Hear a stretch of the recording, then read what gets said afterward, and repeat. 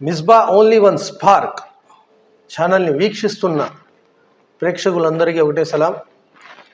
ఇప్పుడు మనతో ఉన్నారు నేతి మహేశ్వరరావు గారు, ఆమ్ ఆద్మీ పార్టీ జోనల్ కోఆర్డినేటర్గా బాధ్యతలను నిర్వర్తిస్తూ ఎన్నో ప్రజా సంక్షేమ కార్యక్రమాల్లో పాల్గొంటూ ఈరోజు మన ముందుకు తన కొన్ని రాజకీయ ఏదైతే ఇప్పుడు మన భారత జనతా పార్టీ దౌర్జన్య పాలన మీద కొన్ని విషయాలు మనతో చర్చించడానికి ఈ విధంగా మా ముందుకు విచేసి ఉన్నారు.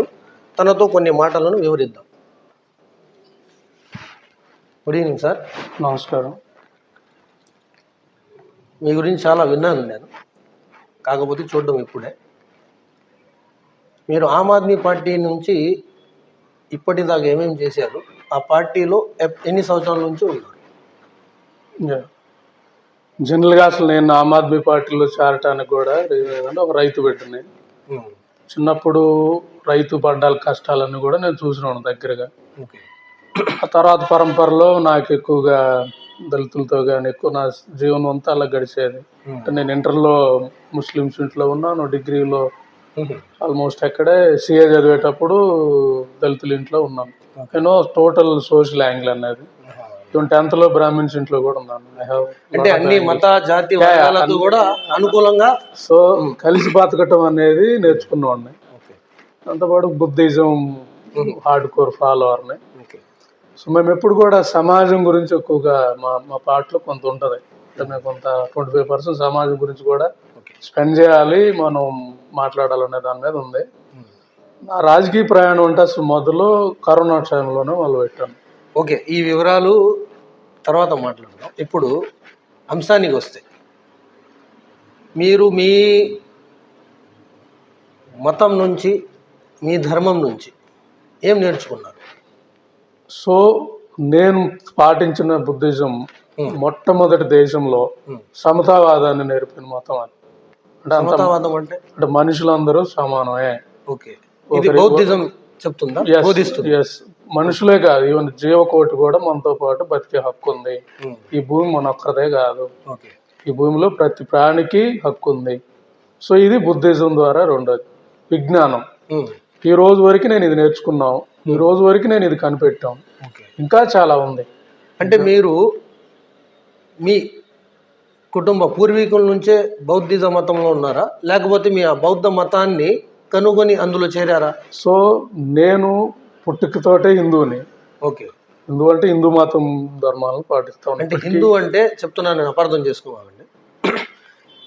మీరు కూడా రాజకీయంలో అనుభవం ఉన్నవారే, రాజకీయాలు ఇప్పుడు ఎలా ఉన్నాయో కూడా చూస్తూనే ఉన్నారు. ఒక జనసేన పార్టీ అధినేత గురించి మాట్లాడుకుంటే, ఆయన ఒక సినీ యాక్టర్గా, ఒక పౌరుడిగా ఎంతో మంచి పేరుని కూడా సంపాదించుకొని ఉన్నాడు. ఆయన పార్టీ పెట్టిన తర్వాత ఒక మతానికో, ఒక వర్గానికో, ఒక జాతికో కాకుండా, నేను ప్రజల మనిషిని, నేను సెక్యులర్ వాదిని, నేను చేగువేరా అని నిదర్శనంగా చూసుకొని జీవించేవాడిని అని ఎన్నో, అంబేద్కర్ గారిని కూడా ఎదురు పెట్టుకొని, మదర్ థెరిసా లాంటి వారి నిదర్శనాలను చాటు చెబుతూ ప్రజలకు ఎన్నో వాగ్దానాలు చేసి, ఎంతో భవిష్యత్తు భావితరాల కోసం నేను కృషి చేస్తాను, నేను అడుగుతాను, నేను నిలదీస్తాను అని ప్రజలకు మబ్బు పెట్టి, ఈరోజు ఉప ముఖ్యమంత్రి అయిన తర్వాత నేను ఒక సనాతన ధర్మానికి రక్షించేవాడిని అని ప్రకటించుకొని, ప్రజలకు మతానికో ఒక వర్గానికో విభజించి ఇలా పాలించే ఈ భారత జనతా పార్టీకి కొమ్ము కాస్తూ, నేను ఉప ముఖ్యమంత్రి అన్న బాధ్యతలను మరిచి, ఈ ధర్మపరంగా ఏదైతే ఇప్పుడు జరుగుతున్నాయో అనర్థాలు, వివాదాలు, ఈ ఇండియా అన్నదే సెక్యులర్ కంట్రీ, ఇలాంటి భారతదేశంలో ఇలాంటి రెచ్చగొడుతున్న ఒక రాజకీయ పార్టీలతో కలిసి తన బాధ్యతలను మరచి, నేను ఒక సనాతన ధర్మానికి రక్షించే పౌరుడినే అని ఆయన చెప్పుకుంటూ తిరుగుతున్నాడు కదా, దాని గురించి మీరేమంటారు? ఇక్కడ అసలు నేను చెప్పదలుచుకుంది, ఈ ప్రపంచంలో ఏ మతమైనా ఇంకొకరిని ద్వేషించదు. అది హిందూ మతమైనా, ముస్లిం అయినా, క్రైస్తవైనా, బౌద్ధమైన. ఇప్పుడు మీరు హిందూ మతం నుంచి నేననేది ఇక్కడ వాళ్ళు అర్థం చేసుకున్న విధానంలోనే తేడా ఉంటది. ఇక్కడ ఎవరైతే ఆ మతం తాలూకా పాటించే వాళ్ళకి మానవత్వం, సమతావాదంగానే అర్థమైతే చూసే విధానం ఇంకోలా ఉంటది. అలా లేకపోతే దీన్ని అడ్డం పెట్టుకొని అధికారం అనిపిద్దాం, దీన్ని అడ్డం పెట్టుకొని రాజకీయంగా పబ్బం కట్టుదాం, దీన్ని అడ్డం పెట్టుకొని సంపాదించుకుందాం, దీన్ని అడ్డం పెట్టుకొని అధికారాన్ని శాశ్వతంగా ఉంచుకుందామన్న తత్వం కనబడుతుంది. సో ఇంతకు ముందు లేని సనాతన ధర్మం ఆయన నోట ఇప్పుడు కొత్తగా ఎందుకు వచ్చింది అంటే ఇక్కడ అంటే అధికారానికి రుచి పడిన, అంటే ఒక సింహం మనిషి మాంసాన్ని రుచి మరిగితే ఎలా అయితే ఇంకా మనుషుల్ని వదలకుండా ఎంటబడే పరిస్థితి ఉంటుందో, ఇతను అధికారం అనే దాన్ని రుచి మరిగాడు. దాంతో దేశంలో బీజేపీ దాని సిద్ధాంతం అప్లై చేస్తాం. బీజేపీ గురించి మనం చెప్పాలంటే దేశంలో కలిసి బతికితే లాసిపోయే పార్టీ బీజేపీ. దేశంలో మత గొడవలు జరిగితే మెజారిటీ వర్గాన్ని ఒకవైపు చూపించి మైనార్టీ వర్గాన్ని బూచిగా చూపించి సో దేశాన్ని కబలించాలన్న కుట్ర బీజేపీ. ఆ బీజేపీ ఆ కుట్రలో భాగంగా ఆల్మోస్ట్ చాలా వరకు సక్సెస్ అయింది. సో దాన్ని ఈయన వంట పట్టించుకున్నాడు కాబట్టి కొత్తగా సనాతన ధర్మం ఇవన్నీ మాట్లాడుతూ ఉండే. నేను అడుగుతా ఉంది ఓపెన్ గా, సనాతన ధర్మం అనేది జనరల్ గా హిందూ మతంలో ఏడా లేదు. సో ఈ సనాతన ధర్మం అనే కాన్సెప్ట్ తీసుకురావడానికి రీజన్ ఏంటంటే మను చరిత్రని రాశారు, వర్ణ వ్యవస్థని.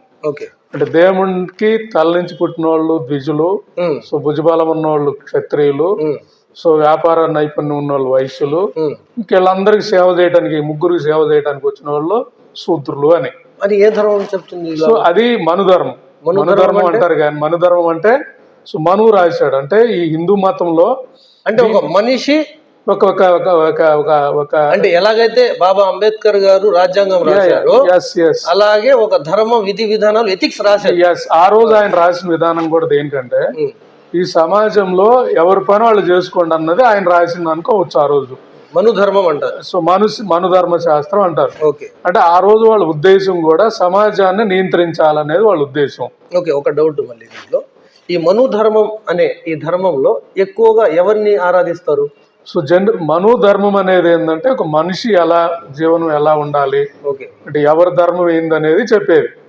సో దీనికి వీళ్ళు చెప్పే సిద్ధాంతం మను ధర్మంలో మన గత జన్మల కర్మలను బట్టి ఈ జన్మలో ద్విజులుగా లేదా క్షత్రియులుగా లేదా వైశ్యులుగా పుడతాం లేదా శూద్రులుగా పుడతాం. ఈ జన్మలో మనం అన్ని కర్మలు కరెక్ట్ గా చేసుకుంటే మరో జన్మలో మళ్ళీ మనం ద్విజులుగా పుడతాం. ఇప్పుడు ద్విజులుగా పుట్టిన వాళ్ళు ఈ చేయకపోతే శూద్రులుగా పుడతారని ఇది వాళ్ళ కాన్సెప్ట్.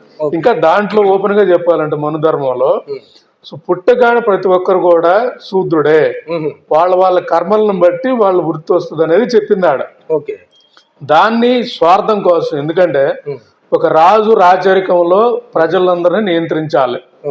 రాజు అయిపోయిన తర్వాత ఎవరు రావాలి? వాళ్ళ అబ్బాయి రావాలి, వాళ్ళ మనవలు రావాలి, వాళ్ళ మనవలు రావాలి, మునిమనవలు రావాలి. సో రావాలన్నప్పుడు సమర్థతను బట్టి రాజరికంలో రాదు, దీన్ని రావాలి. ఇది రావాలంటే ఒక ధర్మం ఉందని చెప్పాలి, అది దేవుడు రాసిన ధర్మం అని చెప్పాలి. అంటే దేవుడికి ఆపాదించి అధికారాన్ని అనుభవించాలని రాసిన కుట్రే ఈ మను ధర్మే గాని సనాతన ధర్మే గాని. ఇది నిజంగా హిందూ మతంలో ఏడా హిందూ మతం అని ఇప్పుడు మను ధర్మం సనాతన ధర్మం ఒకటే అంటారా? ఈ రెండు ఒకటే. వాళ్ళు చెప్పే సనాతన ధర్మం సనాతన ధర్మం అంటే ధర్మ రక్షణ. మళ్ళీ నేను చెప్పేది మను ధర్మం అంటే తంతారని జనాలు కొత్త పదం సనాతన ధర్మం అని తీసుకొచ్చారు. సనాతన ధర్మాన్ని అనుసరించే వాళ్ళు ఎక్కడ ఉన్నారు? సో ఇక్కడ వాళ్ళ ఉద్దేశంలో చరిత్ర నుంచి చూసుకుంటా వచ్చినప్పుడు కాలక్రమాన దాని కుల వ్యవస్థ కింద మార్చేసి మొత్తం 90% ఉన్న మిగతా శూద్ర కులాలు ఎవరైతే ఉన్నారో వాళ్ళని చదువుకోనికుండా చేశారు. ఎవరు ఈ మను సిద్ధాంతం ప్రకారం ఈ 3 వర్గాలు ఎవరంటే రాజు, సో ద్విజులు, వ్యాపారస్తులు అప్పుడు ఉన్న వాళ్ళు. ఈ 10% 90% కంట్రోల్ చేయాలంటే ఒక సిస్టమ్ ను రాశారు. అది సో ఒక రైతు పని చేయాలి, ఒక ప్లంబర్ పని చేయాలి, ఒక వర్కర్ పని చేయాలి. అంటే ఇప్పుడు సనాతన ధర్మం అనే దానికి అసలు ఏవి ఆధారాలు లేవు. ఇదే చెప్పేది. వాళ్ళు చెప్పే సనాతన ధర్మం ఎవరి ధర్మం వాళ్ళు చేయాలి. చిన్నజీయర్ స్వామి అంటారు. అలా అయితే మీరు చెప్పిన మను ధర్మానికి ఈ సనాతన ధర్మానికి అసలు వ్యత్యాసమే లేదు కదా? సో రెండు ఒకటే కదా. నేను ఒకటే అన్నప్పుడు రెండుటికి డిఫరెన్స్ ఏంటంటే పేరు మార్చారు. పేరు కాదు, ఇక్కడ సిద్ధాంతాలు కూడా మారిపోయింది కదా. నేను అనేది పేరు మార్చి కొత్తగా దానికి ఒక రంగు బుల్లు వేసి దీనికి మీకు కొంచెం చరిత్ర చెప్తే మీకు అర్థం అవుతుంది. చెప్పండి. ఈ చరిత్ర భాగంలో ఎప్పుడైతే క్రీస్తు పూర్వం, ఇంకా చెప్పాలంటే బుద్ధిజం, ఈ దేశంలో ఉన్న మతాలు వైదికం, బౌద్ధం, జైనం, అలాగే దేశీయ మతాలు అంటారు. అమ్మ దేవతలు పూజించటం, గ్రామ దేవతలు పూజించటం, ఇక్కడ ఈ రూట్ లెవెల్లో ఉన్న మతాలు ఇవన్నీ మతాలు. అంటే ద్రవిడికి సంబంధించిన కొంత శైవం కూడా శైవ మతం అనేవాళ్ళం. శైవం, ద్రవిడ, దక్షిణాది ఉన్న పరిస్థితి. కాలక్రమాన ఇవన్నీ కూడా బౌద్ధం దెబ్బకి దేశంలో మిగతా మతాలన్నీ కూడా వెళ్ళే పరిస్థితి. బౌద్ధంని క్లోజ్ చేయడానికి కొత్తగా ఈ మన ధర్మం కానీ ఇవన్నీ కానీ రాసుకుంటూ వచ్చేసి వ్యవస్థ మొత్తాన్ని నియంత్రణ తీసుకోవడం అనేది చేసిన పరంపర మనకు చరిత్ర చూస్తే మనకు అర్థం అవుతుంది. ఈ దేశ మూల మతాన్ని ఎలా ఎరేజ్ చేశారనేది కూడా మనకు అర్థం అవుతుంది. ఈ పరంపరలో ఏం జరిగిందంటే, ఎప్పుడైతే ఈ శూద్రులు అనే వాళ్ళని వివక్షతో చూడటం, వాళ్ళకి కర్మ సిద్ధాంతం ప్రకారం ఇలాగే పుట్టారని చదువు రానికుండా చేయడంతో పరాయి మతాలు, ముఖ్యంగా దేశంలోకి ఎప్పుడున్న ముస్లిమ్స్ కానీ వచ్చిన వాళ్ళ మతాల ప్రభావం మన ప్రజల మీద పడి, అంటే ఒకటి కొంతమంది మధ్యలో ఆపానని ఏమనుకోండి, ఇప్పుడు ఈ మనుధర్మం అనే ఈ ధర్మాన్ని పాటించేవారు కానీ, ఈ ధర్మాన్ని రాసిన వారు కానీ, వారి దృష్టిలో ఇస్లాం ధర్మం గురించి ఏముంది? వాళ్ళకి అసలు ఆ రోజుల్లో ఈ థాట్ లేదు. ఈ ఉన్న సమాజాన్ని నియంత్రించాలన్నదే వాళ్ళ థాట్. ఈ చెడు సమాజాన్ని క్లీన్ చేయాలి అంతే. నో సమాజాన్ని నియంత్రించాలని అంటే ఏ విధంగా అంటే ఎలా అంటే, ఈ 90% ప్రజలు చదువుకోకూడదు, 90% ప్రజలు వాళ్ళ వృత్తి వాళ్ళు చేసుకుంటే వీళ్ళ మీద వీళ్ళకి మతం తాలూకా మనం రుద్దేసి వీళ్ళను మనం అనుభవించాలి, అధికారం అనుభవించాలి. ఒక మాటలో మనుధర్మం అనే కాన్సెప్ట్ ఏంటి ఒక్క మాటలో చెప్పండి. వాళ్ళు మొదట్లో పెట్టిన మనుధర్మం అనే కాన్సెప్ట్ వృత్తి ధర్మం అని, ఎవరు వృత్తి వాళ్ళు చేసుకోవాలని. ఇప్పుడు నేను రైతు, నా వృత్తిని నేను ప్రేమించాలి, చేయాలని. బట్ అంతవరకు ఓకే. బట్ దాంట్లో వాళ్ళు చెప్పింది పుట్టుకతో అందరు కూడా శూద్రులే, వేదం నేర్చుకున్న వాళ్ళు ద్విజులవుతారు, క్షత్రియం లేదా రాచరిక పాలన ఉన్న వాళ్ళు ఎవరైనా రాజులైతే, వృత్తిపరం వ్యాపారం చేయగలిగి తెలివితేటలు ఉన్న వాళ్ళు వయసులు అవుతారు. విభజించారు ఎలా ఉందనేది అప్పుడు వాళ్ళు చెప్పిన సిద్ధాంతం అది. దాన్ని వీళ్ళు కులం కింద మార్చేసి, కుల వ్యవస్థ కింద మార్చేసి, సో ద్విజులైన వాడు శూద్రులు అవడానికి ఇష్టపడరు కదా. క్షత్రియులైన వాళ్ళు, ఈ ద్విజులు శూద్రులు వీళ్ళలో ఏంటి తేడా? సేమ్ మనుషులందరూ కూడా ఎవరి వృత్తి వాళ్ళు చేసుకునే విధానం అది. మనుధర్మం కూడా నేను తప్పని కాదు, ఎవరి వృత్తి వాళ్ళు చేసుకోండి అనేది అతను రాసిన, అప్పుడున్న మహర్షి రాసిన, అది మను అనే మహర్షి రాసిన సంఘాన్ని నియంత్రించే విధానం. ఇక్కడ ఒకటి, ఎవరి వృత్తి వారు చేసుకోవాలని అన్నారు, బాగానే ఉంది. వృత్తి అనేది తన క్యాపబిలిటీని బట్టి, తన స్తోమతను బట్టి, తన ఆలోచన విధానాన్ని బట్టి చేస్తాడా, లేకపోతే వాళ్ళ పూర్వీకులు చేస్తున్న దాన్నే చేస్తాడా? మొదట్లో మన క్యాపబిలిటీని బట్టి వృత్తి వచ్చేది. ఆ వృత్తిని నచ్చితే ఆ వృత్తిని కంటిన్యూ చేసుకుంటూ వెళ్ళటం అనేది ఉండేది. నచ్చినప్పుడు, ఇప్పుడు నేను రైతు బిడ్డగా పుట్టాను, నాకు వ్యాపార తెలివితేటలు ఉన్నాయి, నేను వ్యాపారం సైడ్ వెళ్ళానంటే నేను వైశ్యులు అవ్వాలి, నేను రైతు బిడ్డ. ఇవన్నీ ఈ జనాలు విభజించుకున్నవే. వీళ్ళన్నీ కూడా ఆ రోజు ఉన్న సిస్టమ్ లో ఎవరి పని వాళ్ళు చేసుకోవడం బాగుంటది, సంఘం కామబద్ధంగా ఉంటది అనేది వాళ్ళు పంచుకున్నారు. దాన్ని రాను ఏం చేసుకుంటూ వచ్చారంటే, వీళ్ళు 90% శూద్రులే, నువ్వు శూద్రుడు కొడుకు కాబట్టి నువ్వు ద్విజుడు అవ్వకూడదు, నువ్వు శూద్రుడు కొడుకు కాబట్టి వ్యాపారస్తుడు అవ్వకూడదు, నువ్వు శూద్రుడు కొడుకు కాబట్టి రాజు అవ్వకూడదు అన్న నినాదంతో సిండికేట్ గా అయిపోయి ఈ 90%కి చదువు లేకుండా చేశారు దేశంలో. ఈ 90% చదువు లేనప్పుడు రాచరికంలో ఇప్పుడు అజ్ఞాన పాలు చేస్తూ జ్ఞానాన్ని దూరం చేసే ధర్మం ఎలా మంచిదని చెప్తున్నారు. నేను అనేది ఆ ధర్మం 90% ఎవరైతే ఉన్నారో వాళ్ళు ఆ రోజు వీళ్ళని చదవనీయకుండా చేస్తే దానికి కౌంటర్ గా ఏదైతే బౌద్ధం విజ్ఞానం చేయడానికి ట్రై చేసింది కాబట్టి దాన్ని దేశంలో లేకుండా చేసిన పరిస్థితి. ఇక్కడ మీరు చెప్పే ఈ సనాతన ఇవన్నీ కూడా అప్పుడు ఒరిజినల్ది కాదు, మోడిఫై చేసి వీళ్ళు చెప్పే విధానం. ఇది పవన్ కళ్యాణ్ కూడా అర్థమై ఉండదు. మీకు ఓపెన్ చెప్పాలంటే ఇప్పుడున్న వీళ్ళు ఎవరికి కూడా అసలు ఇంత లోతు కూడా వీళ్ళకి అర్థమై ఉండదు. నేననేది అధికారం అనే మత్తు, అధికారం అనే మత్తు నాకు వస్తా ఉందంటే నేను ఏదైనా మాట్లాడతాను. సో అదే విధానం తెలియారు కాబట్టి ఇక్కడ నేను చెప్పదలుచుకున్న విధానంలో ఈ పరంపరలో ఎప్పుడైతే ఈ శూద్రులు ఉన్నారో వృత్తి కులాలు అంటారు వాళ్ళు, వ్యవసాయం చేసే వాళ్ళు వృత్తి కులాలు, సో ముస్లిం సమాజం దేశంలోకి వచ్చినప్పుడు కొంతమంది అప్పుడున్న కాలక్రమాన్ని ప్రకారం ఓకే. మారటం అనేది జరుగుంటది. క్రిస్టియన్లు వచ్చాక కొంతమంది బ్రిటిష్ వాడు వచ్చినప్పుడు మారటం అనేది జరుగుంటది. కాలక్రమాన ఎవరి ధర్మాన్ని వాళ్ళు పాటించుకుంటూ వెళ్ళిపోయారు. కానీ ఈ దేశంలో నేను చెప్పదలుచుకుంది ఒకే ఒక్కరు, ఈ దేశ మూలవాసులమే మనందరమే. కాలక్రమంలో ఆర్యులు రావడంతో హిందువులుగా మారారు, ముస్లింస్ రావడంతో కొంతమంది ముస్లింగా మారారు, క్రిస్టియన్లు రావడంతో కొంతమంది క్రిస్టియన్గా మారారు. నా ఉద్దేశంలో మనందరమే దేశ మూలవాసులు అనేది నా సిద్ధాంతం. అది మాత్రం మేము భారతదేశంలో ఉంటున్నాం, ఈ భారతదేశాన్ని గౌరవించాల్సిందే. ముందు ఇక్కడ సెక్యులర్ కంట్రీ అని మేము విశ్వసించినప్పుడు సెక్యులరిజం లానే ఉండాలి. మా కుటుంబ వ్యవహారాలు, మా ధర్మ వ్యవహారాలు మా కుటుంబంలో మా ఇంట్లోనే ఉంచుకోవాలి. ఇది వేరే విషయం. ఇక్కడ ఈ సనాతన ధర్మానికి ఎవరైతే హిందూ ధర్మం నుంచే ఈ సనాతన ధర్మం అని చెప్తున్నారో, ఈ సనాతన ధర్మాన్ని ఈ హిందువులు ప్రోత్సహిస్తారా? సో ఇక్కడ నేను చెప్పేది అది, ఇదే సనాతన ధర్మం కరెక్ట్గా అప్లై చేస్తే, అంటే ఇప్పుడు వేదం నేర్చుకోవాలి ఒక దళితుడు ఇష్టం, అతను పూజారి చేయగలిగారు అనుకో, ఎస్ పని చేస్తున్నట్టు. ఒక దళిత పిల్లాడు లేదా ఒక రైతు బిడ్డ రాచరిక లక్షణాలు ఉన్నాయి, రాజులు అంటే రాజ్యం పరిపాలించగల స్థాయి ఉంది, అంటే ఆ లౌక్యం ఉంది, వ్యూహాలు ఉన్నాయి, అతను రాజు అవ్వగలిగాడు అనుకో, అంటే ఒక రాజు అంటే ప్రజెంట్ లో ఒక మంత్రి అవ్వగలిగే పరిస్థితి కానీ సిస్టమ్ క్రియేట్ చేయగలిగితే అది కరెక్టే. సరే, కరెక్ట్ కాకుండా ఓన్లీ ఒకరి మీద రుద్దే విధానం వచ్చినప్పుడు తప్పు అవుతుంది. ఎనివే ఇక్కడ నేను మీకు చెప్పదలుచుకుంది అసలు మా పార్టీ సిద్ధాంతం మీకు ఓపెన్ గా, అసలు మేము వీటి జోలికి వెళ్ళాం. మా దగ్గర రెండే సిద్ధాంతం, ఉన్నోళ్ళు లేనివాళ్ళు. రెండోది వచ్చేకి ప్రభుత్వాలు ఉంది కానీ ట్యాక్స్ పేయర్స్ రెండు రకాలు. ట్యాక్స్ పేయర్స్ ఉన్నోళ్ళు కడతారు, ఉన్నోళ్ళని ట్యాక్స్ పేయర్స్ అంటాం. వాళ్ళు ఎందుకు కడతారు ట్యాక్స్లు?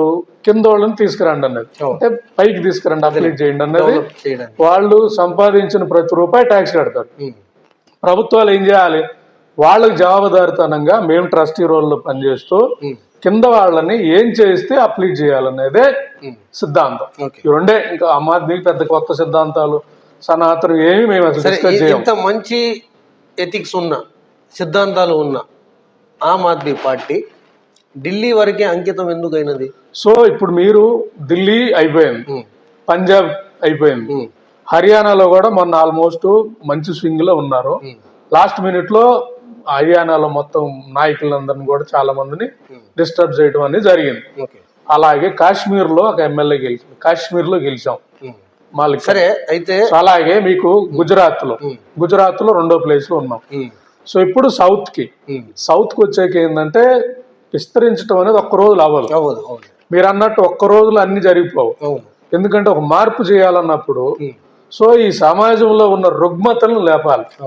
రుగ్మతలు ఏంటి? కులం, మతం, జాతి, ప్రాంతీయ రుగ్మతలు పోవాలి. సో ఉన్నోళ్ళు లేనోళ్ళకి ట్యాక్స్ కడుతున్నారు, అంటే ప్రభుత్వానికి ట్యాక్స్ కడుతున్నారు. లేనోళ్ళు దాన్ని సద్వినియోగం చేసుకొని పైకి వెళ్ళిపోయి ఉన్నోళ్ళ కేటగిరీకి వెళ్ళిపోయి సో లేనోడికి మళ్ళీ అవకాశం ఇవ్వాలి.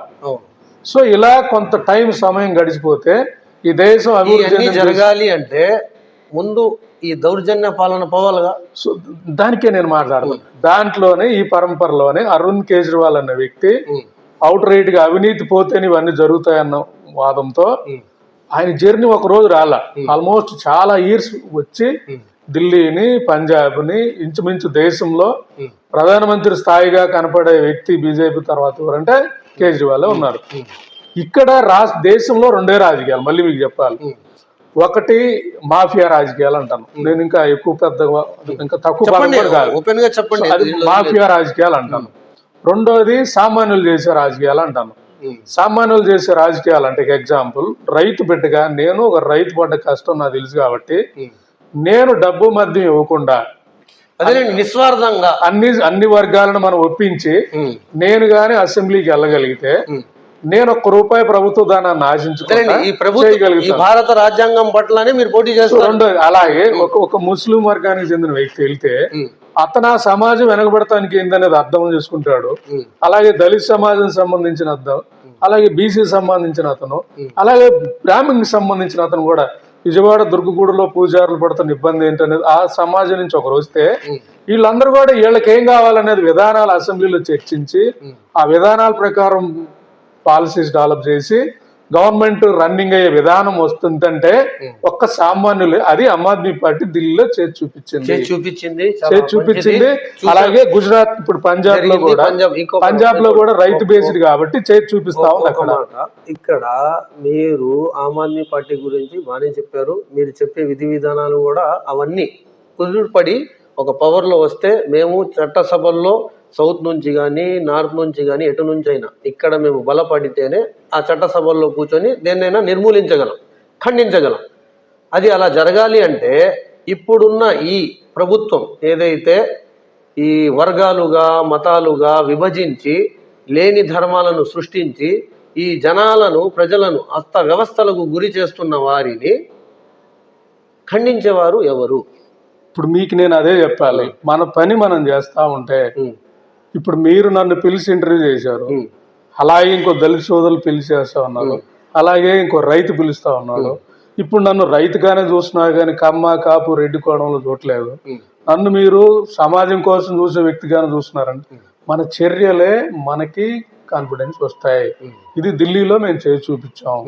మేము ఒక అజెండా, ఇప్పుడు సపోజ్ విజయవాడ వెస్ట్ తీసుకున్నాను అనుకోండి, విజయవాడ వెస్ట్ స్థితిగతులు చూసుకొని ఒక్కొక్క వార్డులో ఏ సమస్యలు ఉన్నాయి, ఎలా వెళ్ళాలి. ఇక్కడ నేను చెప్పదలుచుకుంది సార్ ముఖ్యంగా ఫస్ట్ ఈ పేదరికం నుంచి బయటపడాలంటే విద్య ఒక్కటే మెయిన్. విద్య కూడా ఉచిత విద్య రావాలి. అలాగే రెండోది వైద్యం కావాలి. ఇక్కడ ఉచిత విద్య లేని కాన్సెప్ట్ లేకుండా ప్రైవేట్ కాలేజెస్ అన్ని పెట్టేసి పేదవాడికి విద్యలు లేకుండా చేశారు.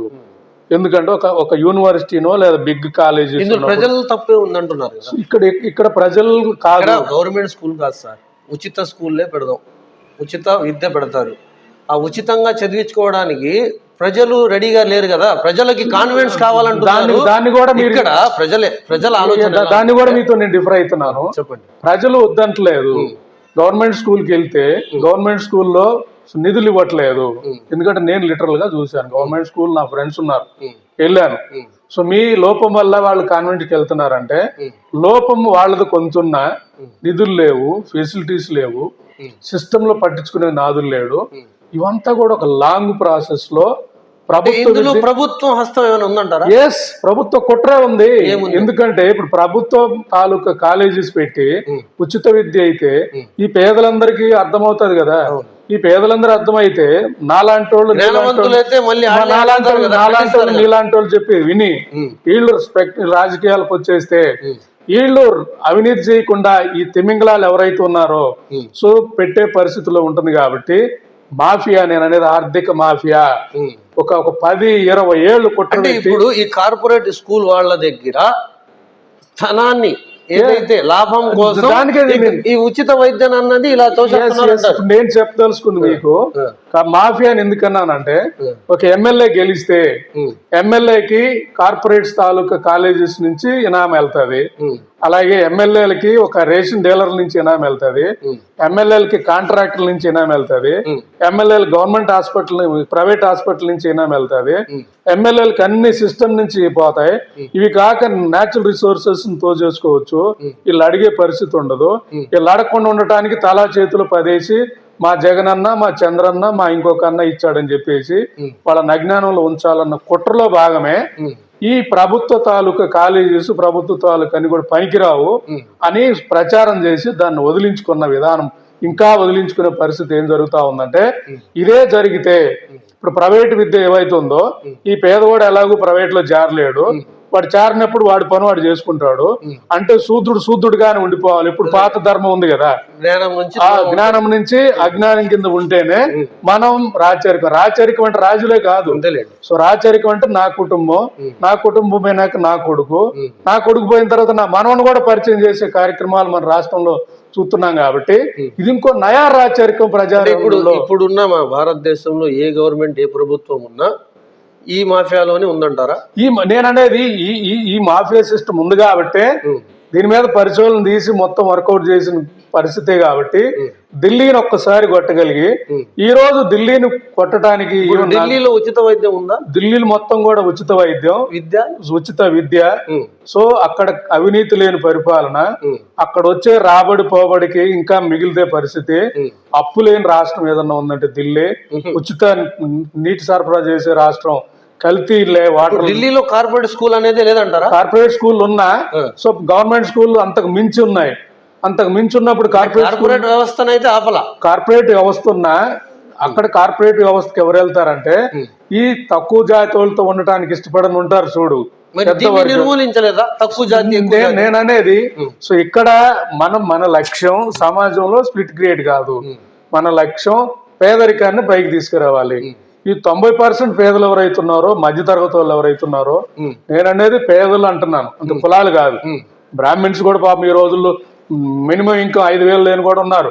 సో ఈ పేదలందరూ చదువుకొని వీళ్ళు అప్లీట్ అయ్యే విధానమే ఆమ్ ఆద్మీ. కానీ సో మీరనే కార్పొరేట్ కాలేజెస్, స్కూల్స్ ఏవైతే ఉన్నాయో వాటికి ధీటుగా ప్రొవైడ్ చేసినప్పుడు కొన్నాళ్ళకి వాళ్ళే మూసేస్తారు. మనం మూసేయాల్సిన పని లేదు కదా. ఇప్పటికే ఢిల్లీ పబ్లిక్ స్కూల్ కన్నా కూడా ఢిల్లీలో ఉన్న ఏదైతే స్కూల్స్ ఉన్నాయో దానికి ఎక్కువ ఎందుకు కీ కడుతున్నారు? ఈవెన్ రిచ్ కిడ్స్ కూడా కాలేజెస్ కి, స్కూల్స్ కి ఎందుకు వస్తున్నారంటే ఇక్కడ సామాజిక కోణం వస్తుంది. ఇక్కడ ఒక పిల్లవాడు చదివితే అన్ని వర్గాలతో కలిసి బతుకుతున్నాడు, కలిసి బతికే తత్వం వస్తా ఉంది. సో మెలకువలు తెలుస్తున్నాయి, సామాజిక మెలకువలు, ప్రపంచంలో ఎలా బతకాలో తెలుస్తా ఉంది. ఇవన్నీ ఇక్కడ వస్తాయి. సరే, ఇప్పుడు ఢిల్లీలో ఈ ఉచిత విద్య అన్న కాన్సెప్ట్ మీద ఎంతవరకు ఉచిత విద్యని ప్రొవైడ్ చేస్తున్నారు? సో ఇప్పుడు ఢిల్లీలో మొదటి పెట్టుకున్న విధానంలో ఇప్పటికీ నిన్న మళ్ళీ కూడా మా వాళ్ళు ఆల్మోస్ట్ మొదటి తరం మొదలు పెట్టిన వాళ్ళందరూ కూడా ఇప్పుడు డిగ్రీకి వచ్చే పరిస్థితి కాబట్టి డిగ్రీ కూడా మళ్ళీ ఉన్న ఫెసిలిటీస్ అన్ని కూడా మొత్తం భారీ స్థాయిలో సో ఉచిత విద్య అనే కాన్సెప్ట్ తీసుకొచ్చారు. ఎప్పుడైతే ఢిల్లీలో ఈ సిద్ధాంతం పట్టుకొని వెళ్ళారో ఇప్పుడు 2 సార్లు గెలిచారు, 3వసారి కూడా గెలవబోతున్నారు. ఎందుకంటే నరేంద్ర మోడీ గారు ఢిల్లీలో ప్రచారం చేయట్లేదు అంటే ఆమ్ ఆద్మీ పార్టీ గెలుస్తుందని. ఒకవేళ గెలిచే పరిస్థితి ఉంటే నరేంద్ర మోడీ వీళ్ళందరూ కూడా ఢిల్లీలో మోహరించే వాళ్ళు. సో రెండోది, ఢిల్లీలో ఎవరికన్నా మనీ ఇవ్వటానికి కానీ ఈ పార్టీ వెళ్తే వాళ్లే వీడియో తీసి పెట్టే పరిస్థితి కనపడతా ఉంది. ఆమ్ ఆద్మీ పార్టీ నుంచి ఈ సనాతన ధర్మం అని ఒక ముసుగులో ఈ భారత జనతా పార్టీ చేపిస్తున్న ఈ డ్రామా గురించి మీరేమంటారు? సో ఇక్కడ వాళ్ళ కుట్ర ప్రజల మధ్య విభజన పెట్టడం, మా కుట్ర ప్రజలను చైతన్యం చేయడం. మాది కూడా కుట్ర అంటాను. సో మా కుట్ర ప్రజలను చైతన్యవంతం చేస్తే చైతన్యవంతమైన సమాజం కులం మతం ఏమి ఆలోచించకుండా నేను ఎలా బతకాలి, నా తోటోడు ఎలా ఉండాలి, భవిష్యత్ తరాలకి ఏమన్నా మనం ఉంచగలుగుతున్నాం. మనం ఈ భూమి మీదకి వచ్చామంటే ఈ మైన్స్, మినరల్స్ అన్ని దోచుకొని వెళ్ళిపోవడం కాదు కదా. భవిష్యత్ తరాలకు ఉంటుందా? లేదు యుఎస్ఏలో ఎలా బతకాలి, యూకేలో ఎలా బతకాలి, ప్రపంచ మార్కెట్ లో రేపు ఇంకా యువత లేరు, ఆ యువత లేని పరిస్థితులు వచ్చే అవకాశాలని నా జాతి ఎలా వాడుకోవాలి, ఇవన్నీ కూడా వచ్చే యువతరానికి వస్తుంది. కాబట్టి విద్య, శాస్త్రీయ విద్యని ఎక్కించాలి, దాని మీద వెళ్ళాలి అనేది మా కుట్ర.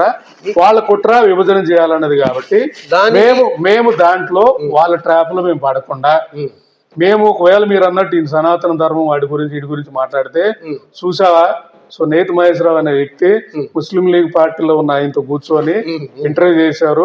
వీళ్ళిద్దరు మన సనాతన ధర్మం మీద కుట్ర చేశారని రెచ్చగొడితే 70% ఉన్న వాళ్ళు హిందువులు కాబట్టి సో బీజేపీకి అడ్వాంటేజ్ వస్తుంది. 70% ప్రజలు వాళ్ళని సనాతన ధర్మాన్ని సపోర్ట్ చేస్తున్నారు. వాళ్ళు ధర్మం వాళ్ళ పాయింట్ ఆఫ్ వ్యూలో మతం అంటే ధర్మం.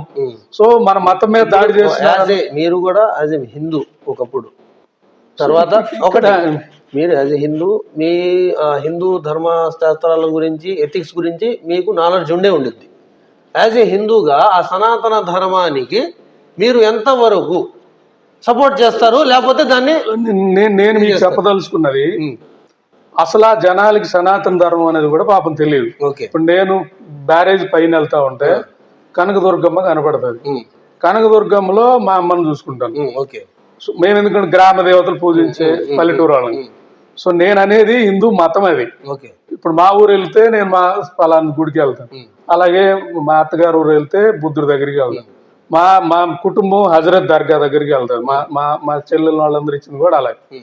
ఇక్కడ ఎప్పుడన్నా కేరళ వారిలో వెళ్తే నేను మసీదు నేను చర్చికి కూడా వెళ్తాను. ఓకే. నేనేమంటున్నానంటే ఇక్కడ నేను చెప్పదలుచుకుంది మళ్ళీ మీకు నేను స్పష్టంగా చెప్పదలుచుకుంది, వాళ్ళ ట్రాప్ లో మనం ఆ డిస్కషన్ తీస్తే, ఏది సనాతన ధర్మం హిందూ మతం ఈ డిస్కషన్ తీస్తే we are under the trap of BJP. Okay. So నేను ఇదే కాంగ్రెస్ పార్టీలకు కానీ మిగతా కమ్యూనిస్టులకు కానీ అందరికి కూడా చెప్పేది, వాడి కుట్ర మనల్ని మతపరంగా చర్చ పెట్టాలి. వారి కుట్ర ఇదే అని మాకు అర్థమవుతున్నప్పుడు 70% ప్రజలు ఆ మెజారిటీలో ఉన్నప్పుడు ఆ 70%కి మాకేం అర్థమైందో అది కుట్ర అని, మాకు అది కుట్ర అని ఎలా అర్థమైందో వాళ్ళకు కూడా వివరించి దానికి నేను మీకు అర్థమయ్యేలా వివరించడం. దానికన్నా కూడా మతం పరంగా మనం డిస్కస్ చేసినప్పుడు వెళ్ళే అడ్వాంటేజ్ వేరైనప్పుడు దాని చర్చకి రాకుండా ఈ 70% జనాభాలో వాళ్ళ సమస్యలు, రేపు మొన్న కరోనా వచ్చింది, కరోనా ద్వారా రాష్ట్రంలో 15,000 మంది చనిపోయారు. ఓన్లీ రీజన్ ఇక్కడ వైద్య సదుపాయాలు లేవు.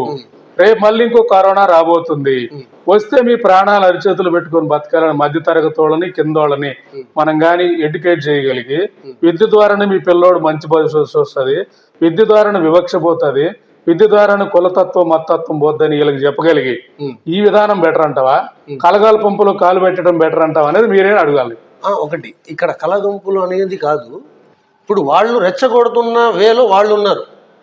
ఏదైతే దళిత సమాజం మీద నేను మీకు చెప్పాలి, నేను మేనేజ్మెంట్ లో నా ఎక్స్పర్టైజ్ మనిషిని ఎలా మారటం అనేది నా ఎక్స్పర్టైజ్. అంటే మార్పు ఒక్క రోజు రాదు. మార్పు ఎలా అంటే ఇప్పుడు మీరు ఒక మతం, ఇంకొక అతను ఇంకొక మతం, మీరు ఆ మతం మారేసి వైజ్ఞానిక సైడ్ రారంటే రారు. అసలు మతం టాపిక్ చేయకూడదు. మార్పు 3 స్టేజ్లు అంటారు నేను చెప్పే ఎక్స్పర్ట్ నాలెడ్జ్ ప్రకారం. ఫస్ట్ వాళ్ళకి న్యూట్రల్ చేయండి. అంటే న్యూట్రల్ అంటే వాళ్ళని మతం తాలూకు డిస్కషన్ చేయకుండా వాళ్ళకి ఏం జరుగుతుంది చెప్పేసే పరిస్థితి వస్తే, ఎడ్యుకేట్ చేస్తే ఆటోమేటిక్ గా వాళ్ళకి అండర్స్టాండింగ్ వస్తుంది అనేది మా పార్టీ నమ్మింది కూడా. పార్టీ పరంగా కాకపోయినా వ్యక్తిగతంగాను ఒక మనిషి ఉదాహరణ చెప్తాను నేను మీకు.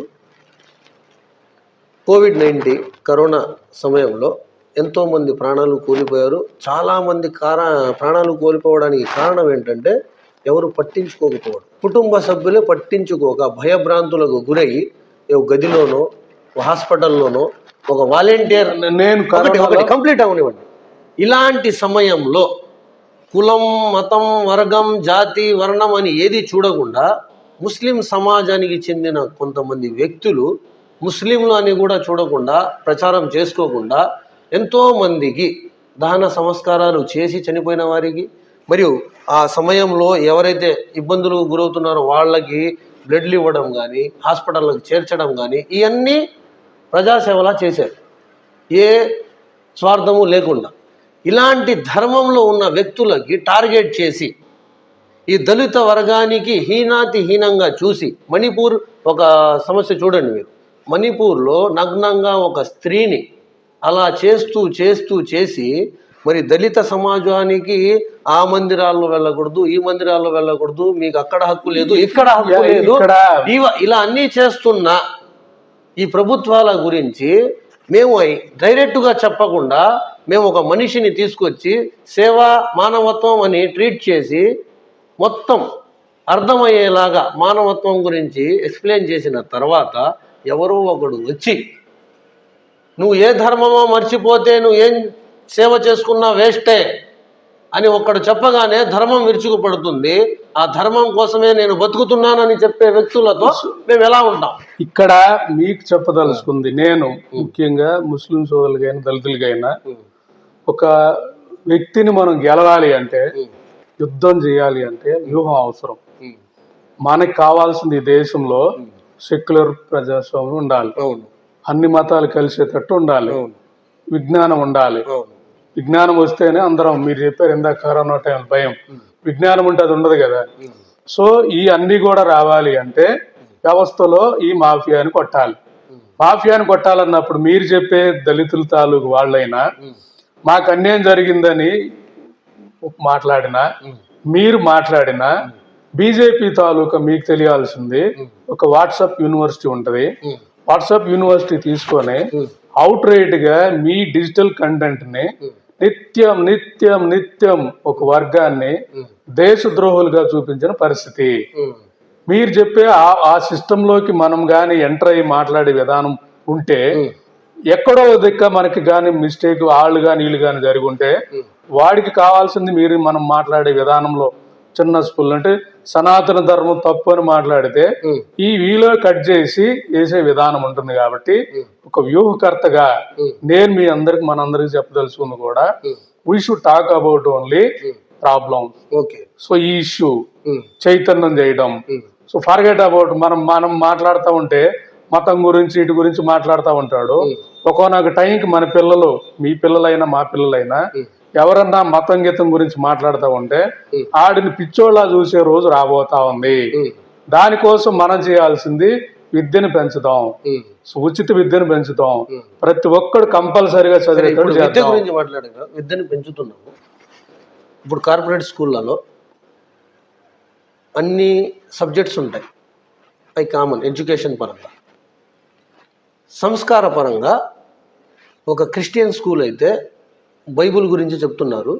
మిగతా స్కూల్స్ అయితే భగవద్గీత, రామాయణం, వేదాల గురించి, ఈ సనాతన ధర్మం, హిందూ ధర్మం గురించే జ్ఞానం నేర్పుతున్నారే తప్ప ఇది ఒక సెక్యులర్ కంట్రీ, ఇది మేము భారతదేశం, వీళ్ళందరూ భారతీయులు అని అసలు ఏదైతే ధర్మ విషయాలు ఉన్నాయో భగవద్గీత కానీ బైబుల్ కానీ ఇవన్నీ ఎందుకు పక్కన పెట్టకుండా చదువు చెప్పట్లా? ఇక్కడ మా ఎడ్యుకేషన్ సిస్టమ్ లో కూడా మా ఎడ్యుకేషన్ సిస్టమ్ అర్థమైంది. నేను ఒకటే, మీరేమన్నారు ఈ మతాలు, కులాలు, వర్గాలు అన్ని పక్కన పెట్టి ఎడ్యుకేషన్ అన్నారు. ఇక్కడ ఎడ్యుకేషన్ లోనే మీరు చెప్తుంది హిందూ ధర్మం గురించి నేర్పుతున్నారు కదా. నేను చెప్తుంది, మీరు మాట్లాడుతుంది కార్పొరేట్ ఎడ్యుకేషన్ గురించి, నేను చెప్తుంది గవర్నమెంట్ ఎడ్యుకేషన్ గురించి. గవర్నమెంట్ స్కూల్లే లేవు కదా. మేము చెప్పదలుచుకున్న గవర్నమెంట్ ఎడ్యుకేషన్ లో సో సైన్స్ ఉంటుంది, మ్యాథ్స్ ఉంటుంది, సోషల్ స్టడీస్ ఉంటది, కామర్స్ ఉంటుంది, అన్ని ఉంటాయి.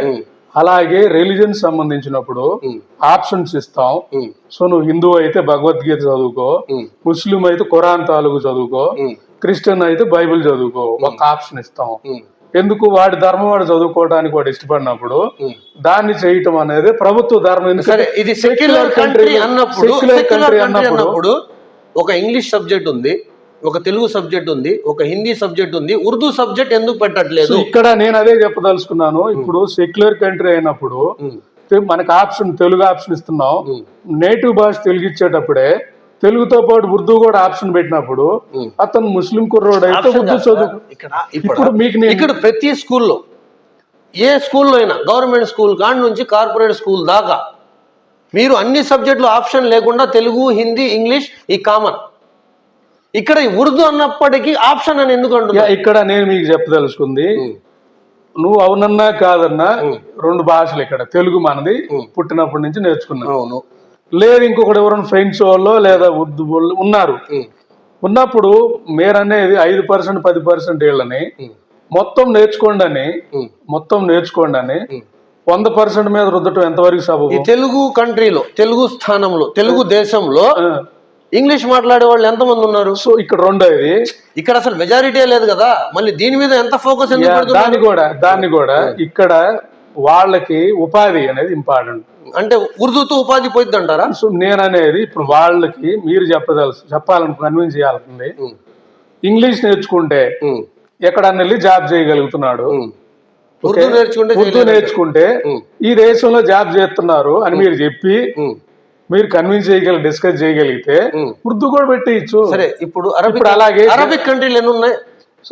మీరు అది ఒకటి ఇక్కడ ఎవరైతే ఉపాధిగా, ఫైనాన్షియల్గా మెరుగుపడడానికి ఏదో ఒక ఉద్యోగం చేయాలి కాబట్టి ఇంగ్లీష్ చదువుకుంటే వాడు ఫైనాన్షియల్గాను భవిష్యత్తులో బాగుంటాడు అంటారు. చాలామంది ఇంగ్లీష్ నేర్చుకున్న వారే అరబు దేశాల్లో వెళ్ళి ఉద్యోగాలు చేస్తున్నారు. మరి ఆ అరబీ ఎందుకు పెట్టట్లా ఇక్కడ? నేను అదే చెప్తున్నాను. ఉర్దూ వదిలేయండి, నేను చెప్తుంది కూడా అదే. అరబీ ఎందుకు పెట్టాలి? మీరు చెప్పే అరబీ కూడా నేను చెప్తుంది అదే. నేను ప్రొఫెసర్ గా కొంతమంది జర్మనీ కూడా నేర్చుకుంటున్నారు. ఎందుకు? జర్మనీ దేశంలో వాడు ఇంగ్లీష్ అలో చేయడు, జర్మనీ భాష వస్తేనే అక్కడ మనకు జాబ్ వస్తుందని. అరబ్ కంట్రీస్ లో ఏమైతుందంటే అక్కడ ఇంగ్లీష్ కూడా డామినేట్ గా ఉంది కాబట్టి ఇంగ్లీష్ వచ్చినా అరబ్ లో కూడా బతికే పరిస్థితి ఉంది. ఒకవేళ అంటే అరబ్ ఇప్పుడు అరబ్ దేశంలో మీరు ఏమంటారంటే ఒక్క నిమిషం, అన్ని అరబ్ దేశం మాటల కంటే నేనేమంటానంటే, ఇప్పుడు మొత్తానికి ఒక్క నిమిషం, ఇంగ్లీష్ అయితే ఎక్కడైనా బతికేవచ్చు, ఒక్క వేరే నిమిషం, ఒక్క లాంగ్వేజ్ నిమిషం. అరబ్ దేశాల్లో ఇంగ్లీష్ లేదని కానీ మీరు కానీ చెప్పగలిగితే సచ్చినట్టు ఇక్కడ నాకు అరబ్ భాష కూడా పెట్టండి అని నేర్చుకొని, ఒకటి సార్, ఎందుకంటే అరబ్ కంట్రీలో వెళ్ళి బతికేస్తాను ఉంటదంట. అలాంటప్పుడు తెలుగు అన్నది మన మదర్ లాంగ్వేజ్, అది స్కూల్లో వెళ్ళి చదువుకోవాల్సిన పనే లేదు. అలాంటప్పుడు స్కూల్లో తెలుగు ఎందుకు? సో ఇక్కడ మీకు చెప్పాలనుకుంటుంది ఒక మాధ్యమం. ఇక్కడ ఉన్న తెలుగుదేశం ఇక్కడ మనతో పిల్లలందరూ కూడా ఇంగ్లీష్లో వాళ్ళకి ఎక్కదు ఇప్పుడు స్టార్టింగే. ఎందుకంటే పిల్లలు పల్లెటూరులో చదువుకునే వీళ్ళంతా మీ పిల్లలు మా పిల్లలైనా తెలుగు మాట్లాడే వాళ్ళు, వాళ్ళకి తెలుగులోనే మనం ఎక్కించగలగాలి. మీరు అలా కాకుండా ఇంగ్లీష్లో అన్నప్పుడు ఇంగ్లీష్లో ఉన్న పేరెంట్స్ ఎవరైతే రిచ్ కిడ్స్ ఉన్నారో వాళ్ళు నిన్న ఇంగ్లీష్లోనే మాట్లాడతారు. అంటే ఇప్పుడు ఈ ఉర్దూ అరబిక్ తో పని లేదంటారు. ఇంగ్లీష్ కూడా నేను అనేది కొంత స్థాయి వరకు ఇంగ్లీష్ మీడియం కూడా వాళ్ళకి బడ్డనుగానే ఉంటుంది పిల్లలకి. నేను తెలుగు మీడియమే, నేను డిగ్రీ దాకా తెలుగు మీడియం, నేను అపారమైన జ్ఞానం సంపాదించా. ఎందుకు? నాకు తెలుగులో చదవటం ఈజీ. ఏదన్నా మా నాయన అడిగితే తెలుగులో చెప్పటం ఈజీ. కానీ నన్ను స్టార్టింగ్ నుంచి ఇంగ్లీష్ మీడియంలో పడేస్తే నాకు ఆ ఇంగ్లీష్ చదవటం రాదు. మా నాయన ఒక రైతు బిడ్డ కాబట్టి ఆయనకి ఇంగ్లీష్ చెప్పడం రాదు. నేను ఇంకొక ట్యూషన్ మాస్టర్ పెట్టుకునే పరిస్థితి ఉండదు. ఇవన్నీ అవ్వవు కాబట్టి ఇదేదో మనకు అయ్యే పరిస్థితి కాదని మళ్ళీ వదిలేసి మా నాయనతో గోసి పెట్టుకొని వ్యవసాయం చేసే పరిస్థితి ఉంటది. సో లెర్నింగ్ ఎప్పుడు కూడా మాతృభాషలో ఉంటుంది అన్న దాంతో మాతృభాషనే నేర్చుకోవాలనే దాని మీద వెళ్ళారు. దాంట్లో ఎటువంటి అభ్యంతరము ఎవరికి లేదు. కాకపోతే ఇక్కడ సెక్యులర్ కంట్రీ అన్నప్పుడు పర్సంటేజ్ ని చూసి పర్సంటేజ్ ప్రకారంగా విభజించి వాళ్ళకి వ్యత్యాసం చూపడం ఎంతవరకు సమంజసం? ఇక్కడ నేను చెప్పదలుచుకుంది భాష అనేది మళ్ళీ చెప్తున్నాను, మతంకి సంబంధం లేదు. తమిళనాడు ఉంది, మతం సంబంధం లేదు. అన్ని మతాల వాళ్ళు మా తమిళ భాష. ఇక్కడ మతం గురించి చెప్పట్లా నేను అనేది సెక్యులర్ పదం కూడా అదే. దాన్ని భిన్నత్వంలో ఏకత్వం అంటారు.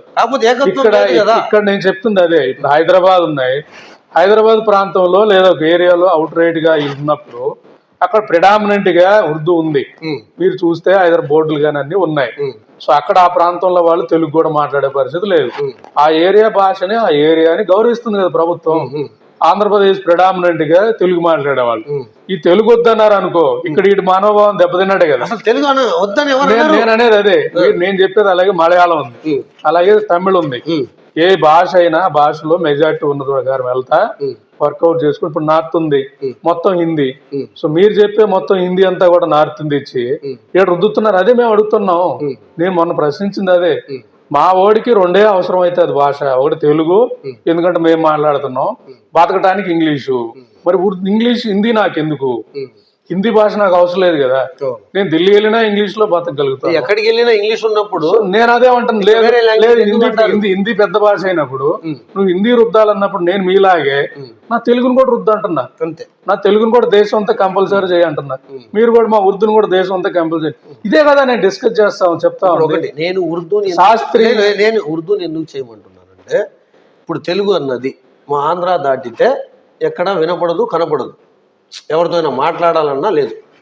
ఉర్దూ అనుకుంటే మీరు ఎక్కడికి వెళ్ళినా నార్త్ సైడ్ వెళ్ళండి, పక్కన తెలంగాణ వెళ్ళండి, దీంతోనే పని.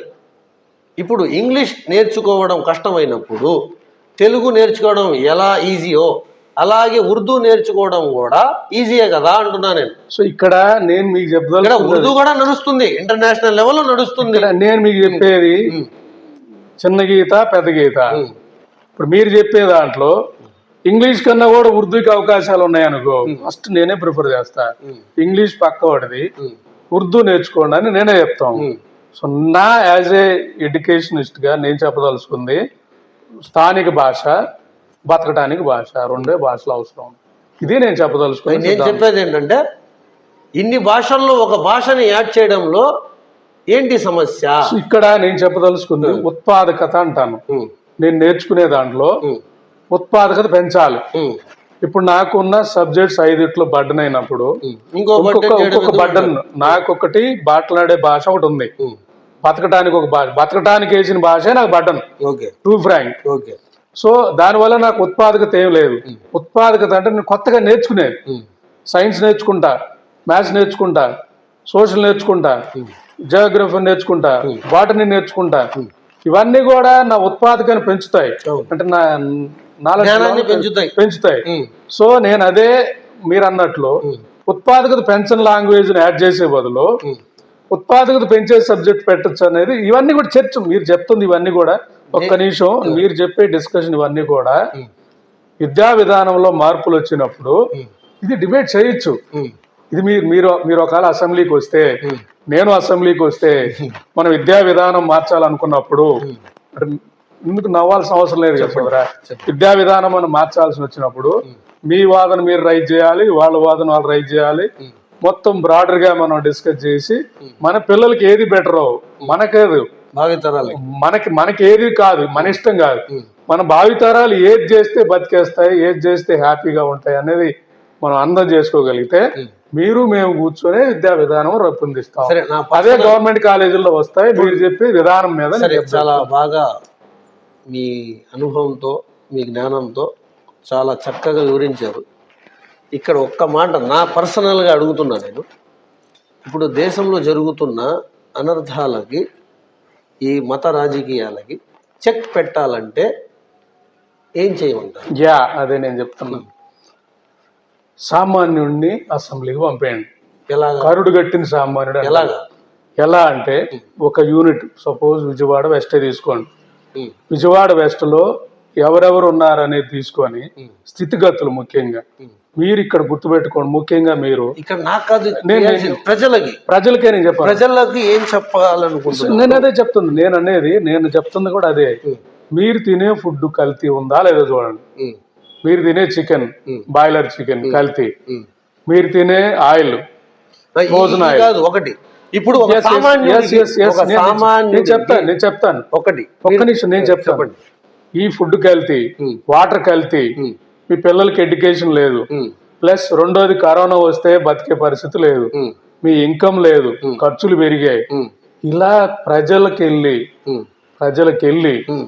చెప్పే వ్యవస్థ లేదా మనకు వాలంటీర్స్ పెట్టుకొని మనం గుడిసె తిరిగి ఆడి సమస్య అర్థం చేసుకొని ఆడికి విధానాలు మనం ఇలా ఉండాలని చెప్పి కొన్ని ప్రభుత్వమే చేయబడలే, మనమే చేయొచ్చు. వాడికి మనం ఎడ్యుకేట్ చేయడంలో మనమే చేయొచ్చు. ఇప్పుడు ప్రజలు ఉచిత పథకాలకే అలవాటు పడ్డారు కదా, వాళ్ళకి అది కూడా చెప్పాలి. అమ్మా ఉచితం అంటే సంవత్సరానికి 20,000 ఇస్తారు. నీకు గవర్నమెంట్ కాలేజెస్ లేదా స్కూల్స్ రెడీ అయితే నీ పిల్లోడికి కట్టే ₹1,00,000 ఫీజు సేవ్ అవుతుంది. కార్పొరేట్ వైద్యం వస్తే ఎలాంటి కరోనా వచ్చినా, నీకు ఎలాంటి పెద్ద జబ్బులు వచ్చినా అయిపోతుంది.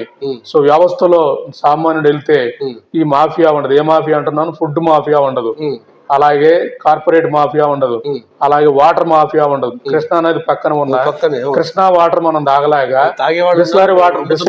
బిస్లరీ వాటర్ మనం తాగుతున్నామంటే కృష్ణా వాటర్ వచ్చే వాటర్ ని సరిగా పట్టించుకోకుండా కావాలని మనందరం కూడా ఆ వాటర్ తాగితే లేదు బల్లి పడిపోద్దో, లేదు మనిషి చచ్చిపోతాడో, జంతువు చచ్చిపోతుంది, అది కూడా కుట్రే.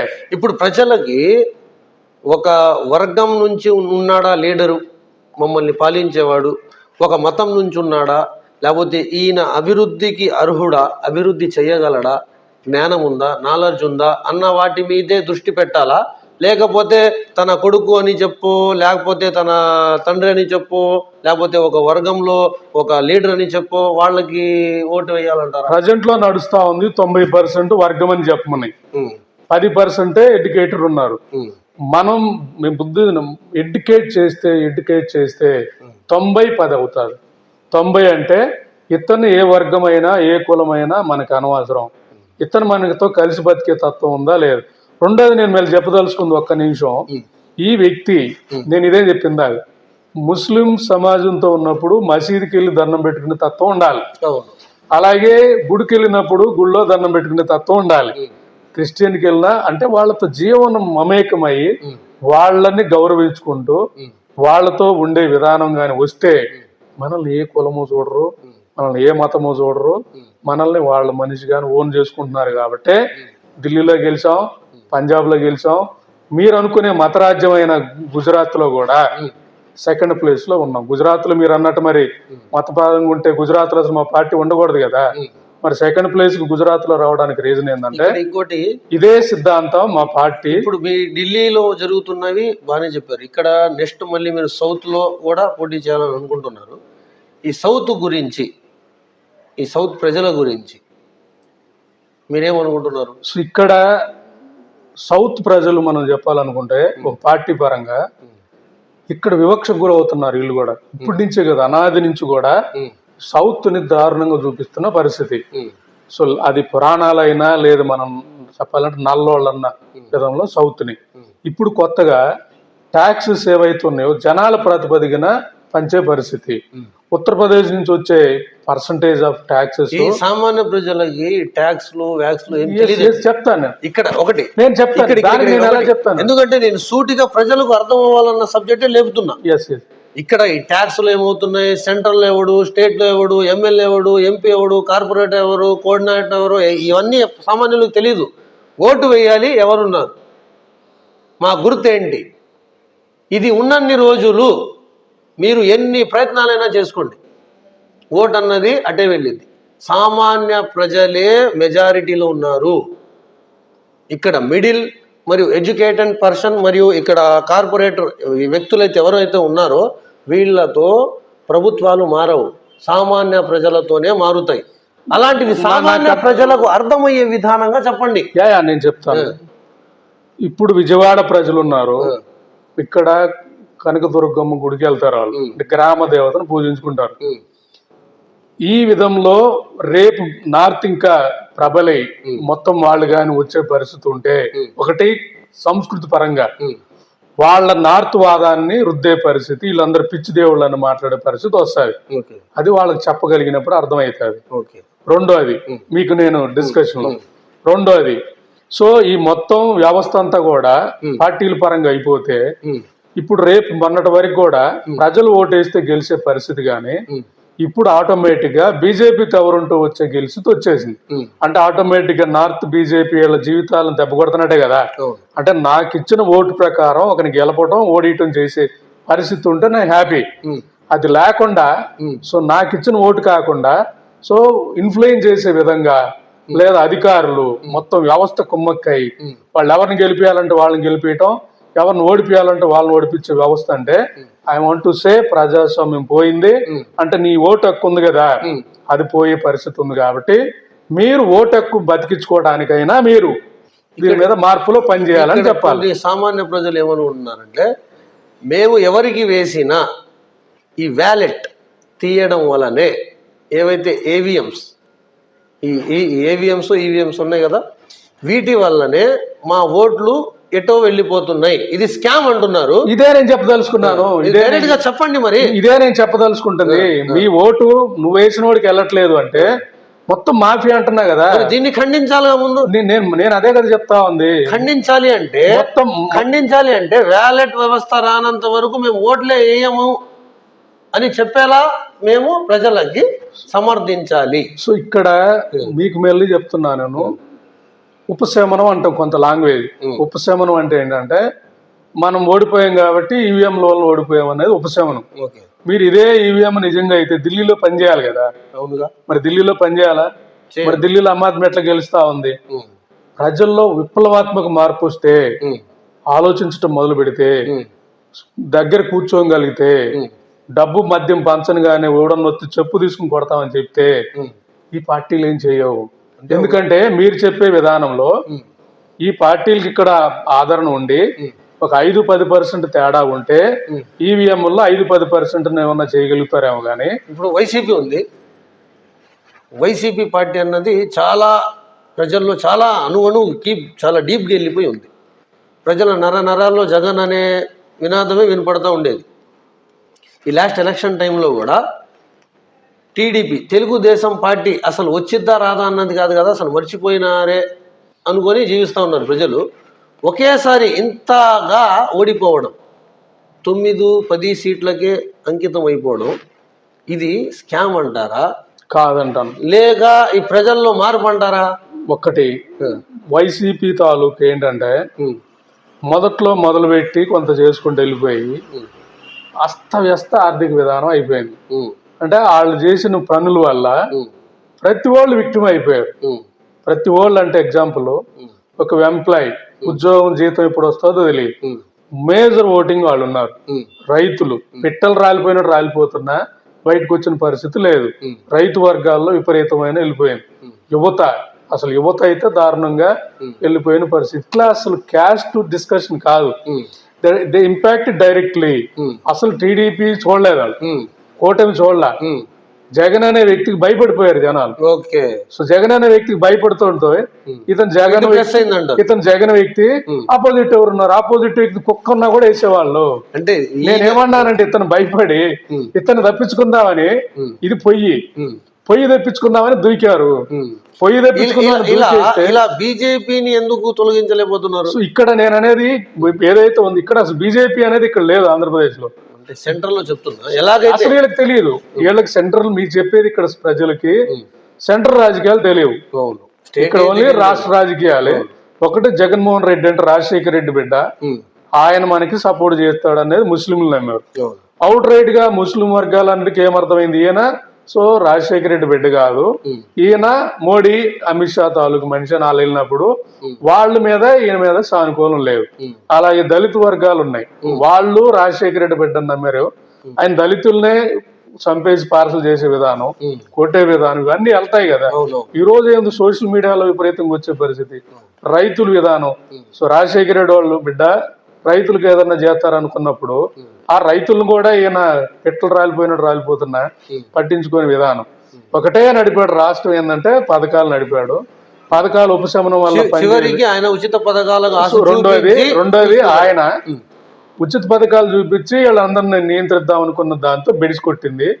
రెండోది అతను ఎన్నిల విధానం, నేనే రాజుని, నేనే రాచరికం, ఈ వ్యవస్థ అంతా నాదే అన్న దాంతో ఒక నియంతృత్వ పోకడి కనపడిపోయింది జనాలకి.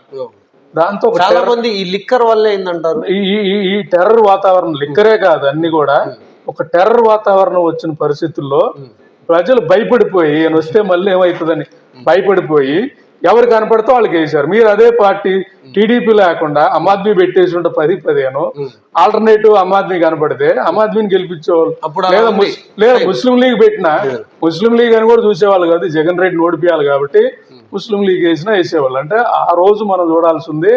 ఆయన మీద భయంతో ఆయన గెలిపించారు కానీ వీళ్ళు ఏదో వచ్చి చేస్తారనేది కాదు. దీంట్లో నేను చెప్పదలుచుకుంది, నేను కింద రూట్ లెవెల్లో ఉన్నవాడిని.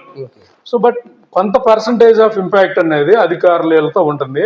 మొన్న ఎలక్షన్లు అది కూడా లేదు, ఎందుకంటే బీజేపీకి రాష్ట్రంలో జగన్ వచ్చిన ఎంపీలు వాళ్ళకి వెళ్తాయి, చంద్రబాబు నాయుడు వచ్చిన ఎంపీలు వాళ్ళకి వెళ్తాయి. కాబట్టి ఇక్కడ ఎవరు గెలవాలనేది చూస్తారేమో గానీ ఆయన గెలవాలి ఈయన గెలవాలని బీజేపీ చేసే పరిస్థితి అయితే ఉంటది మన రాష్ట్రంలోనే నేను అనుకో.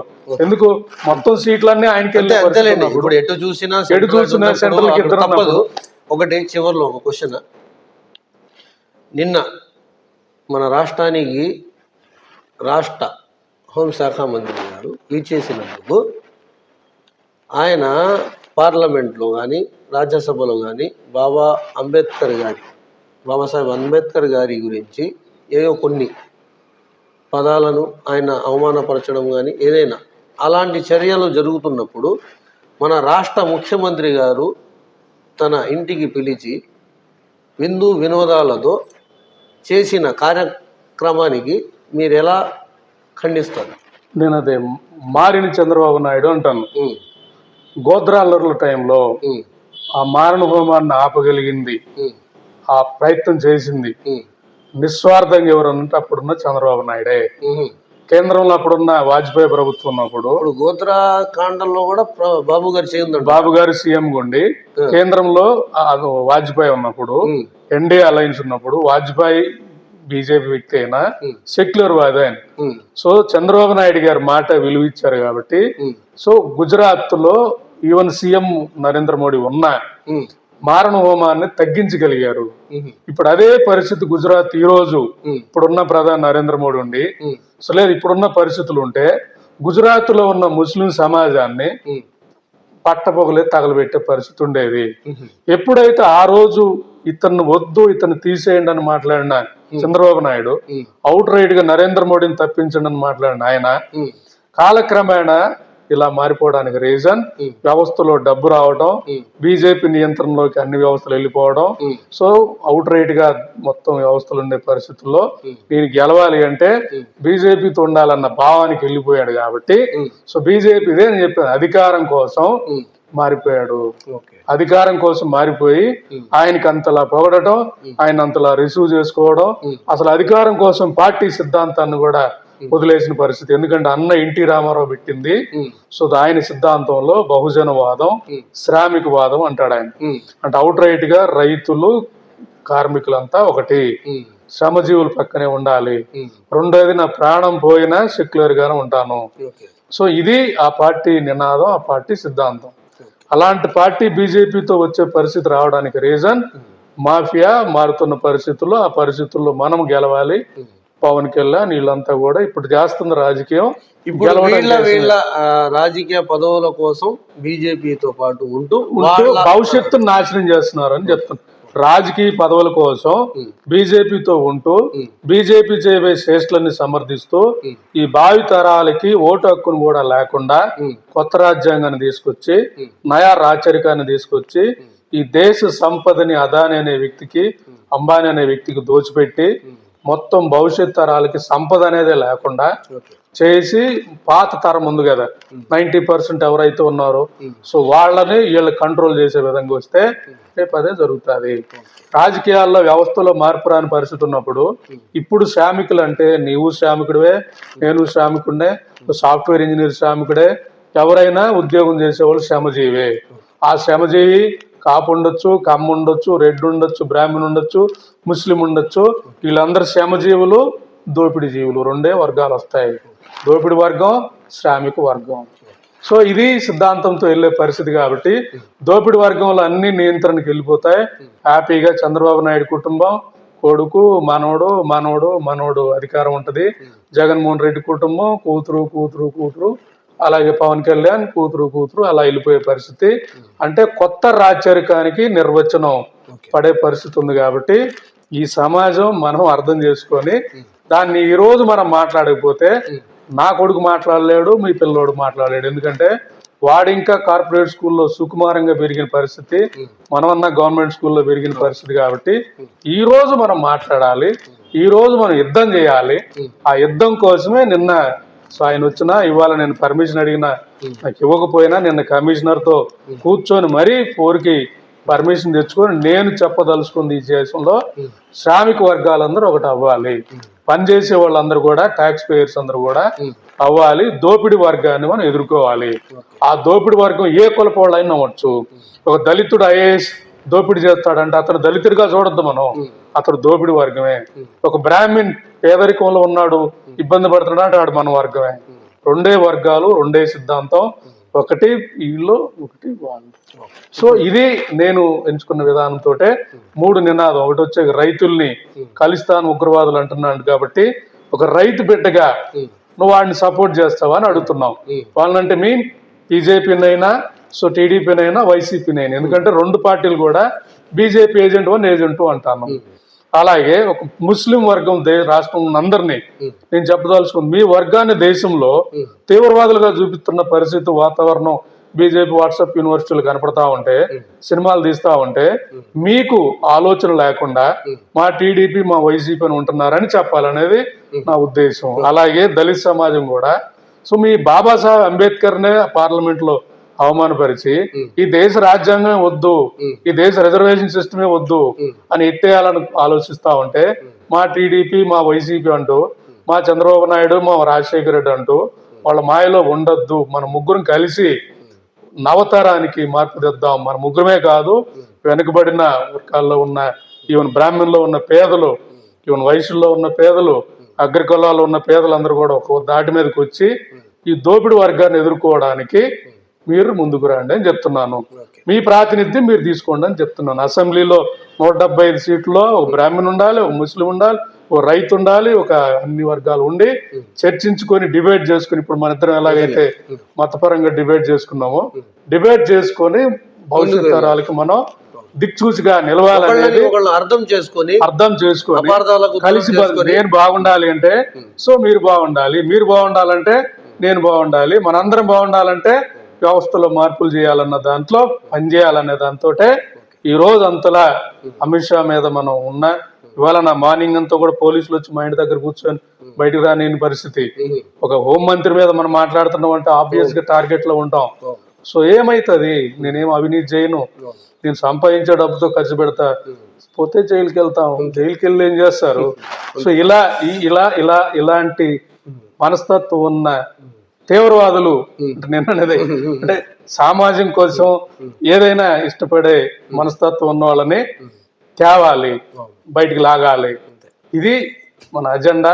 ఆ అజెండాలోనే మీరు నాకు కనెక్ట్ అయ్యారు, మీరు నన్ను పిలవడం జరిగింది. చెప్పాలంటే నేను ఇంకా అల్లా కరుణ అనుకుంటే, ఎందుకంటే విజయవాడ వెస్ట్ లో ఉన్న మీ అందరితో కూడా నేను కలవాలనుకున్నప్పుడు ఇది నాకు మార్గం చూపించినట్టు. సో ఇవన్నీ కూడా నేను పాజిటివ్ వైబ్స్ అంటాను. పాజిటివ్ వైబ్స్ అంటే మంచి చేయాలంటే ఏ మతమైనా ఏ దేవుడైనా మన వెంటే ఉంటాడు. రాముడు కూడా నా వెంట ఉంటాడు, కృష్ణుడు నా వెంట ఉంటాడు అని నేను చెప్తాను. సృష్టికర్త అన్నవాడు మతం చూడడు, ధర్మం ధర్మం ఏమీ చూడడు. ఎవరు కరెక్ట్ గా వెళ్తున్నారు, సంకల్పం చూస్తాడు. ఎవరు సంకల్పంలో నిస్వార్థం ఉందో చూస్తాడు. అంతే. దీన్ని బట్టి ఇది ఇస్లాం కూడా బోధిస్తుంది. ఇప్పుడు మతాలు వర్గాల గురించి చర్చించుకోవాల్సిన అంశం అయితే ఇది కాదు, ఇంకా వదిలేయండి. చాలా మంచి మంచి విషయాలు తెలిపారు. ఇన్షాల్లా మీరు నెక్స్ట్ సౌత్ లో పోటీ చేయాలని అనుకుంటున్నందుకు వెస్ట్ లో 2029కి మీరే డైరెక్టా, లేకపోతే ఇంకా వేరే క్యాండిడేట్లు కూడా? లేదు, ఆల్రెడీ ప్రతిపాదన ఉంది, మా పార్టీని కూడా అడిగాం. నేను విజయవాడ వెస్ట్ లో ఇక్కడ ఎందుకంటే సూరాయిపాలెం ఉంటాం కాబట్టి నా లక్ష్యం గెలవాలి. ఇప్పుడు ఈ ఆమ్ ఆద్మీ పార్టీ నుంచి ఓన్లీ వెస్ట్ కి క్యాండిడేట్ అయినా, లేకపోతే ఏమైనా ఇంకా ఎక్కడైనా క్యాండిడేట్లు ఉంటున్నారా? సో నేను యాక్చువల్ గా కందుకూరు ఇన్ఛార్జిని ఇప్పుడు. ఇక్కడ అది రైతు బేసు, ఇక్కడ వచ్చాకి ఈ మధ్య తరగతి అర్బన్ బేస్ కాబట్టి ఈ రెండింటిని సమదృష్టితో చూస్తూ స్థానిక ఎన్నికల్లో పోటీ చేస్తూ నా మార్కు రాజకీయం చూపించి 2029లో మార్పు చేసుకొని నాతో కొంతమందిని ఇలాంటి మిత్రులందరినీ కూడబెట్టుకొని యుద్ధం చేసి స్పెక్ట్రంలోకి మనం ఒక్క అసెంబ్లీలోకి ఒక్క సీట్ అన్నా సో మనలాంటి వాళ్ళు వెళ్తే వ్యవస్థలో మార్పు వస్తుంది, భవిష్యత్ తరాలు ఇది కంటిన్యూ చేస్తాయి అనేది నా ఉద్దేశం. ఓకే మీ అభిప్రాయం చాలా బాగుంది. మీ కృషి ఎల్లవేళలా సాఫల్యం కావాలని కోరుకుంటూ సెలవు తీసుకుంటాం. Thank you.